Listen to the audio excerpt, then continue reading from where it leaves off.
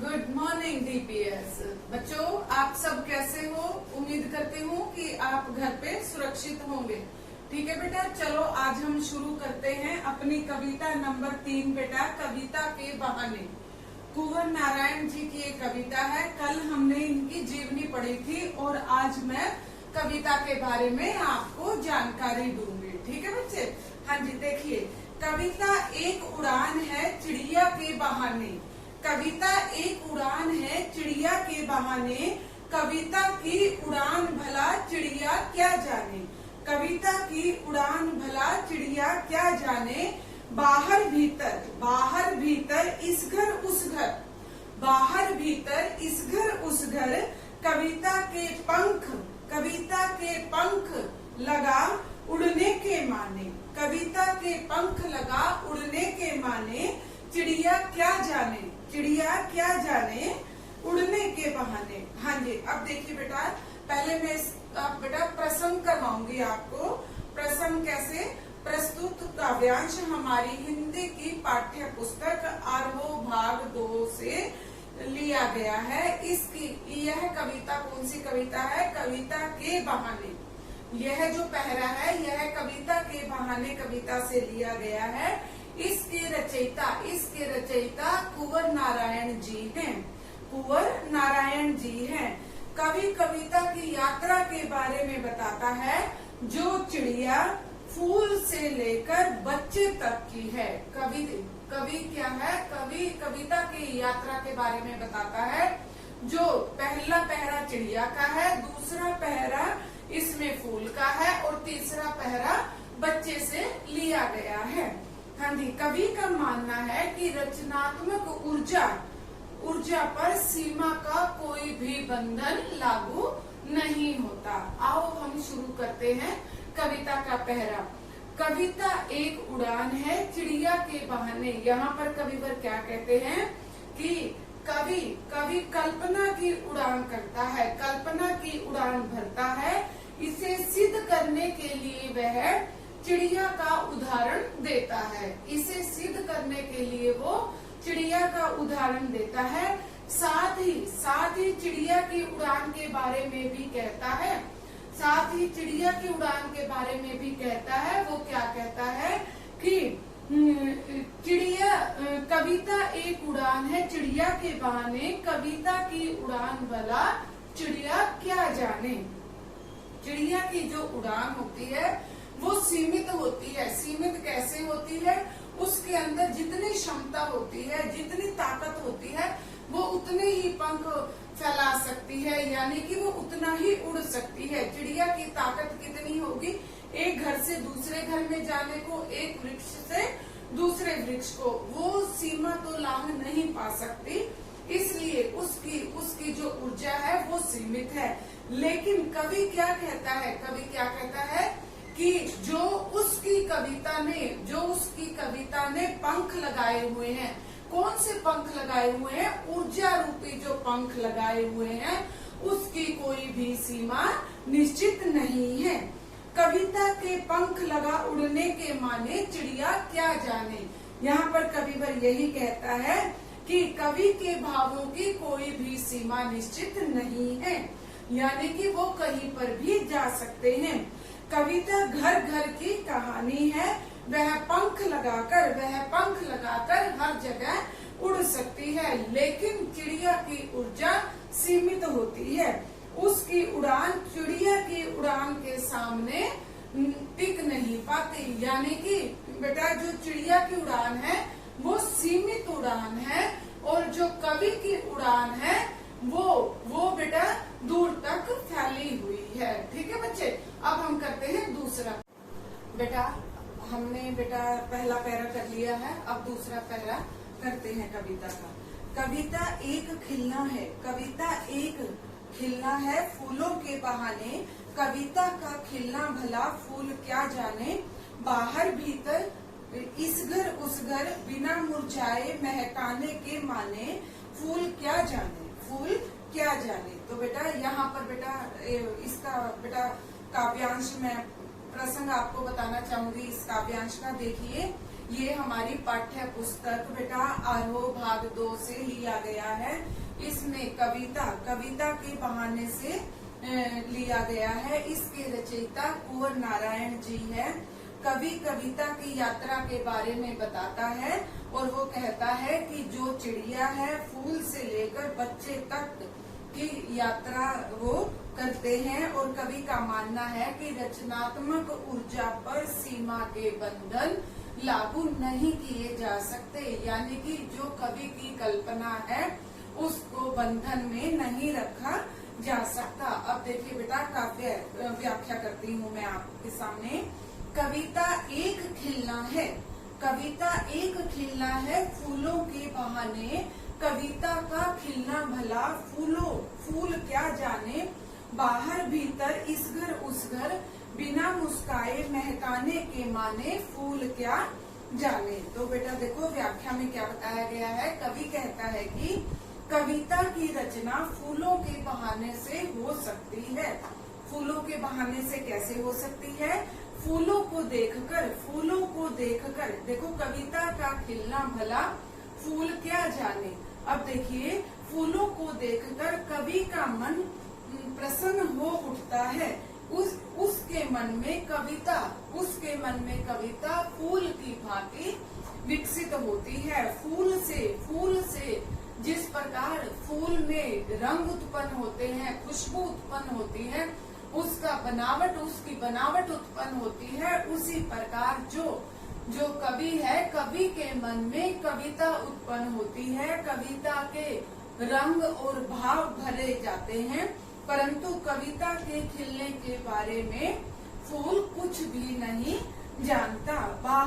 बाहर भीतर इस घर उस घर, बिना महकाए। यहाँ पर कविवर क्या कहते हैं कि फूल कुछ समय तक खिलते हैं, खुशबू फैलाते हैं, फिर मुरझा जाते हैं। उनका स्वभाव यही होता है। वे घर के अंदर बाहर एक घर से दूसरे घर में अपनी सुगंध फैलाते हैं, परंतु शीघ्र ही नष्ट हो जाते हैं। कविता में कवि क्या कहते हैं? जो लेखक द्वारा लिखी गई कविता है वो बिना मुरझाए लंबे समय तक चलती रहती है। लोगों के मन में वो खुशबू भर देती है और वो लंबे समय तक चलती है, लोगों के मन में व्याप्त रहती है। इस प्रकार फूल को समझ नहीं पाता। यहाँ पर कविवर क्या कहते हैं कि भाई जो फूल है, फूल की खुशबू एक न एक दिन खत्म हो जाती है, लेकिन जो कविता है और जो कविता की कल्पना है वो एज इट इज, यूं की यूं व्याप्त रहती है, फैलती रहती है। जो भी कोई पढ़ता है उसके मन को आनंदित और भी ज्यादा महकाती रहती है। यहाँ की विशेषता देखिए क्या है बेटा। कविता व फूलों की तुलना मनोरम है। भाषा सरल और सहज बोली का प्रयोग किया है, साथ में खड़ी बोली का भी प्रयोग किया गया है। मुरझाने महकाने में अनुप्रास अलंकार और फूल क्या जाने में प्रश्न अलंकार का प्रयोग किया गया है। शांत रस का प्रयोग किया गया है और मुक्त छंद का भी प्रयोग किया गया है। हाँ जी बेटा, इस पहले से रिलेटेड मैं आपको 4-5 प्रश्न उत्तर जरूर करवाती हूँ हर बारी, क्योंकि ये 4 नंबर में या 5 नंबर में पूछे जाते हैं। कविता एक खिलन है फूलों के बहाने, ऐसा क्यों है? हाँ जी, कविता फूलों के बहाने खिलना है क्योंकि फूलों को देखकर कवि का मन प्रसन्न हो जाता है। उसके मन में कविता रूपी फूलों, जिस प्रकार फूल खिलते हैं, कवि के मन में कल्पनाएं खिलती हैं, कल्पनाएं पनपती हैं और वो उसको एक रचना का रूप दे देते हैं। इस प्रकार उसको फूलों के साथ उनकी तुलना की गई है। हाँ जी, दूसरा प्रश्न, कविता रचने और फूल खिलने में क्या समानता है? जिस प्रकार फूल पराग, मधु और सुगंध फैलाता है, और उसी प्रकार जो कविता है वो कवि के भावों द्वारा लिखी गई है और उनके भावों से वो जो रची गई कविता है उसमें अनेक तरह के रस और भाव उत्पन्न होते हैं। इस प्रकार कविता और फूल के अंदर समानता बतलाई गई है। हाँ जी, कुछ एक समानता, बेटा सारी समानता बतलाई गई है, लेकिन फूल क्या है, फूल थोड़े समय के लिए रहता है, वो 1 दिन 2 दिन या 4 दिन बाद वो खत्म हो जाता है, यानी कि मुरझा जाता है। लेकिन जो कवि की कल्पना है, कवि की जो कविता है वो कभी भी नहीं मुरझाती है, वो हमेशा के लिए संजोई जाती है। हाँ जी, अगला प्रश्न, बिना मुरझाए कौन कहाँ महकता है। यहाँ पर कविवर क्या कहते हैं, बिना मुरझाए कौन रह सकता है, उसकी कल्पना, उसकी कविता हर जगह महकती है। यह अनंत काल तक दूसरों को सुगंधित करती रहेगी। कविता का खिलना भला फूल क्या जाने, इस पंक्ति का भाव स्पष्ट करें। इस पंक्ति का आशय यह है कि फूलों के खिलने और मुरझाने की सीमा है, परंतु कवि क्या कहता है, कवि शाश्वत है, इसका महत्व फूल से अधिक बताया गया है। ठीक है बच्चे। हाँ जी, अगला पैरा आ जाओ।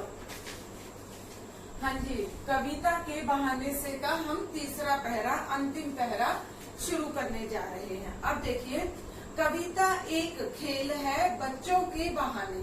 कविता एक खेल है बच्चों के बहाने। पहले क्या था, कविता जो रची गई है वो चिड़िया के बहाने, दूसरा फूल के बहाने और तीसरा बच्चे के बहाने। हाँ जी, कविता एक खेल है बच्चों के बहाने, बाहर भीतर यह घर वह घर, सब घर एक कर देने के माने, बच्चे ही जाने। हाँ जी, तो यहाँ पर क्या बतलाया गया है, पहले मैं आपको बेटा इस कविता का, इस पहरे का बेटा आपको वो क्या बोलते हैं काव्यांश करवाऊंगी।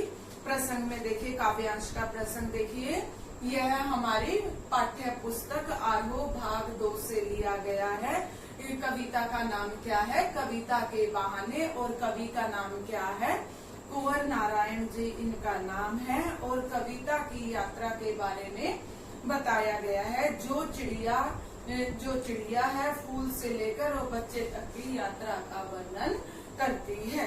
अब देखिए, यहाँ पर कविता एक खेल है बच्चों के बहाने। कवि कविता को बच्चों के खेल के समान मानता है। जिस प्रकार बच्चे कहीं भी किसी भी तरीके से खेलने लगते हैं, उसी प्रकार कवि के लिए कविता शब्दों का एक खेल है, शब्दों की एक क्रीड़ा है। वह बच्चों के खेल की तरह कहीं भी, कभी भी और किसी भी स्थान पर प्रकट हो सकती है। वह किसी भी समय अपने भावों को व्यक्त कर सकती है। हाँ जी, अब देखो, यह घर वह घर, सब घर एक एक कर देने के मायने बच्चे ही जाने। बच्चों के लिए सभी घर एक समान होते हैं। वे खेलने के समय अपने और पराये में कोई भी भेदभाव नहीं करते। इसी तरह कवि अपने शब्दों से आंतरिक और बाह्य संसार के मनोभावों को रूप प्रदान करता है। और यहाँ पर ये क्या बताया गया है, बच्चों के जरिए वह बच्चों की तरह बेपरवाह है। कविता पर कोई भी बंधन लागू नहीं होता है। अब देखिए बेटा, इस पहरे में यही बताया गया है, जिस प्रकार बच्चों का मन बहुत कोमल होता है, बच्चों का मन बहुत चंचल होता है, उनके मन में कोई भी भेदभाव नहीं होता, उसी प्रकार कवि अपनी कल्पना के जरिए कविता में कोई भेदभाव नहीं रखता। वो बाह्य और आंतरिक स्थितियों में परिपूर्ण होकर कविता लिख रहा है। जिस प्रकार बच्चे कहीं पर भी खेलने लग जाते हैं, उसी प्रकार कभी भी कल्पना करना शुरू करता है और उसको अपनी लेखनी द्वारा उसको चाकना शुरू कर देता है, यानी कि लिखना शुरू कर देता है। इसकी विशेषता देखिए, कविता की रचना व्यापकता को प्रकट करती है, बच्चों व कवियों में समानता दर्शाई गई है, बच्चे ही जाने में बाल मन की सरलता का प्रयोग किया गया है, मुक्त छंद का प्रयोग है, बच्चों के बहाने अनुप्रास अलंकार है, साहित्यिक खड़ी बोली का प्रयोग किया गया है। हाँ जी, अब बेटा इस कविता से रिलेटेड मैं आपको, इस पैरे से रिलेटेड मैं आपको कुछ प्रश्न उत्तर दोहराती हूँ। कविता को क्या संज्ञा दी गई है और क्यों? कविता और बच्चों के खेल में क्या समानता दी गई है? कविता को खेल की संज्ञा दी गई है। जिस प्रकार खेल का उद्देश्य मनोरंजन, आत्म संतुष्टि होता है, उसी प्रकार कविता भी शब्दों के माध्यम से हमारा मनोरंजन करती है और रचनाकार को संतुष्टि प्रदान करती है। बच्चे कहीं भी कभी भी खेलने लग जाते हैं। इस तरह कविता कहीं भी प्रकट की जा सकती है, दोनों में कोई भी बंधन नहीं है। हाँ जी, अगला प्रश्न है, कविता की कौन कौन सी विशेषताएं हैं? कविता सर्वव्यापक होती है, रचनात्मक ऊर्जा पैदा करती है, बच्चों के खेल के समान है, जिस प्रकार बच्चे एक घर से दूसरे घर जाते हैं, उसी प्रकार कवि के मन में भी अनेक तरह के विचार उत्पन्न होते रहते हैं। ठीक है बच्चे? हाँ जी, और बेटा ये बेटे आपकी कविता थी। आज मैंने आपको ये पूरी की पूरी कविता करवा दी है। ठीक है बेटा? हाँ जी, और आप जब तक घर पर इसको नहीं दोहराओगे तब तक आपको बेटा ये याद नहीं होने वाली। मैं आशा करती हूँ कि आप घर पर अपना कार्य जरूर दोहराओगे। ठीक है बेटा? God bless you. खुश रहो, हंसते रहो, मुस्कुराते रहो।